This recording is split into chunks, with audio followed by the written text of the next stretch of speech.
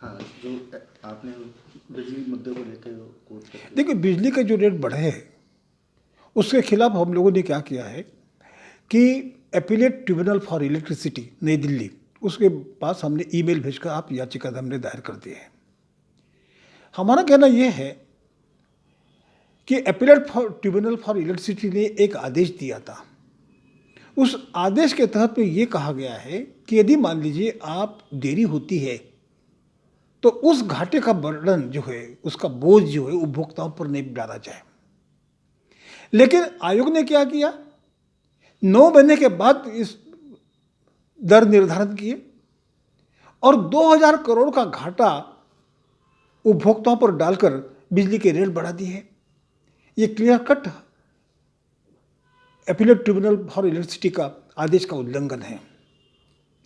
दूसरी बात, महत्वपूर्ण बात यह है कि बिजली कंपनियां बोलती है कि जो ट्रू अप याचिकाएं थी, सत्यापन याचिकाएं थी जिसमें 35,000 करोड़ का घाटा बताया गया था, उस याचिका का कोई प्रभाव नहीं होगा, वो शून्य रहेगा प्रभाव।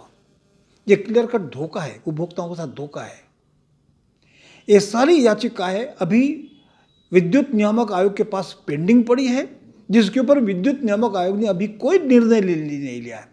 इसके बावजूद भी आयोग ने कंपनियों के कहने से ये कहना कि ये उसका प्रभाव नहीं होगा, ये सब गलत है, उपभोक्ता साथ धोखा है। और आयोग ने विद्युत अधिनियम की धारा 121 के तहत में जो काम, उसका जो उल्लंघन किया है वो गलत है। ये सब मुद्दों को लेकर हम लोगों ने विद्युत ट्रिब्यूनल को रिक्वेस्ट की है कि आज का जो नोटिफिकेशन गायब हुआ है 17 तारीख का, कल का, उस नोटिफिकेशन को तुरंत खारिज कर दिया जाए।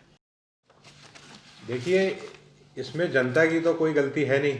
अब ये देरी किस वजह से हुई ये तो विद्युत मंडल की जो कंपनीज हैं वो बताएंगी।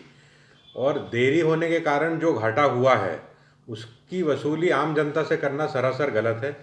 और जैसा कि आज के न्यूज़पेपर में भी आया है कि विद्युत दरें उन्होंने बढ़ा दी हैं, तो एक आम आदमी जो वैसे ही कोरोना काल से, महामारी से पीड़ित है, उसकी आमदनी काफ़ी कम हो गई है, अब एक ये नया झटका उसको लगने के लिए तैयार है। तो आम आदमी के बजट में इसका बहुत ही विपरीत प्रभाव पड़ेगा और कठिनाइयाँ, मुश्किलें और बढ़ेंगी। तो हमने इस याचिका में यही गुहार लगाई है कि इनके इस आदेश को रद्द किया जाए और किसी भी प्रकार का विद्युत दरों का भार आम आदमी पर नहीं पड़ना चाहिए।